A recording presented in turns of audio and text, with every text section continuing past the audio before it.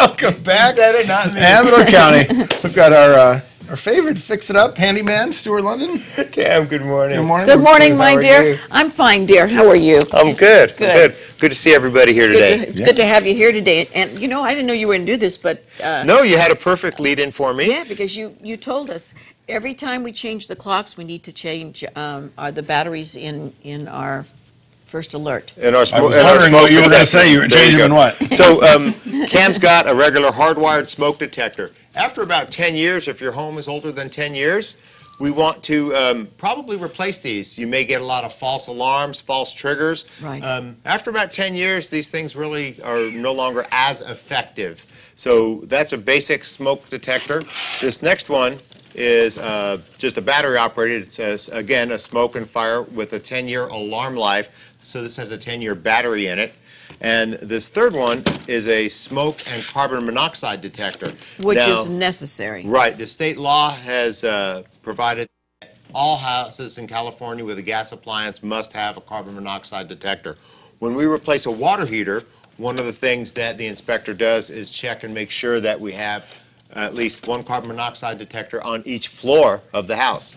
And speaking of water heaters and spring maintenance, now's a good time to put a hose at the bottom of your water heater, turn that water on about a third of the way, and let it drain for about 5-7 Now, minutes. Stuart, tell them why you should do that. Well, most of the water, whether you're on a well or even domestic water supplies, minerals precipitate out when the water is heated, and also sand and other debris gets in the bottom of the water heater, making Right. it less efficient. So by draining it out once a year is what's recommended, just for, like I said, 5 to 7 minutes at about a third of the flow. That generally purges the bulk of the debris in the bottom, helps you save energy and have a more efficient water heater, as well as a longer water heater life.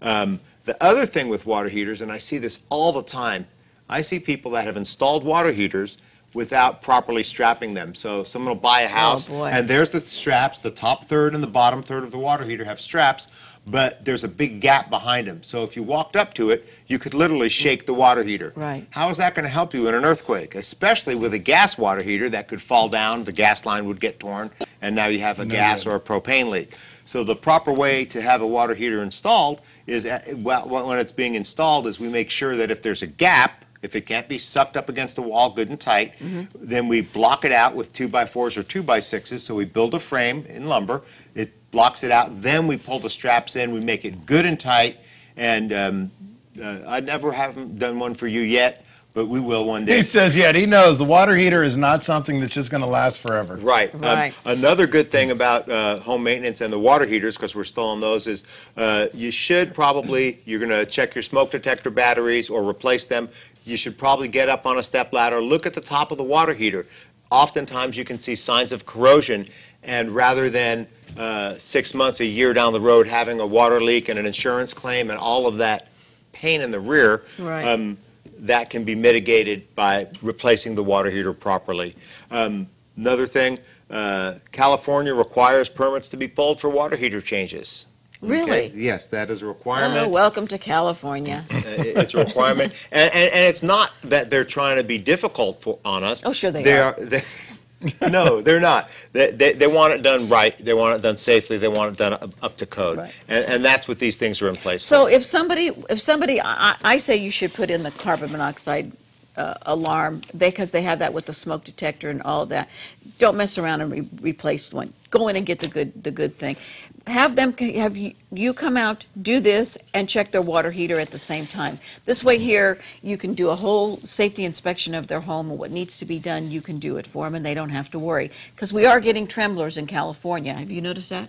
Ah, Yeah, we've been getting a few. I'm trembling myself a little Yeah, bit. well, with that shirt, you make me tremble.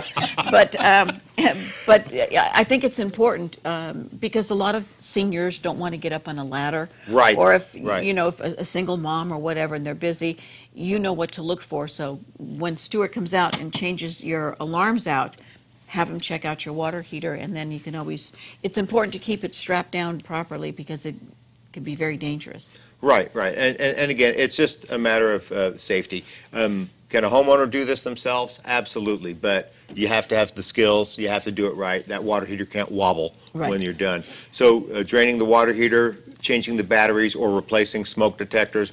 All I brought was smoke and carbon monoxide detectors, but you're right, Sue, that we do have a dual alarm also that is a smoke and carbon monoxide detector. As far as the carbon monoxide, you only need one on each floor. Yeah. The carbon monoxide gas dissipates up and down, And you goes know, throughout Stuart, the they're house. not that much. You can No, put two no. of them, especially if you have little kids. Boy, I'd have one right there. What are you up to? You're doing something. I can tell by that look on your face. Stuart, where can they get a hold of you, dear? They can get a hold of me at 296-3613, and you remember my motto? We call back and we show up. Yes, you do. And Tell us I about have that. I have another point of interest. I'll go into that in a second. I have another point of interest because we only have a little bit of time, is that I got an email from Beth Barnard the other day saying that I was voted Best Amador Plumber this year. Yay. Right. So this is the fifth time I've gotten the best of in Amador. Well, and, good for you. And you're a hard worker, and you do show up. That's the most important thing. We do, and we're actually trademarking that. We call back and show up. The logo that Cam placed on my truck Right years on. ago. So give us a call. 296-3613. Great. Call back and we show up. All right, we're going to head to an ad break, and we'll show up after that. You're watching Amador County's local television network, TSPN.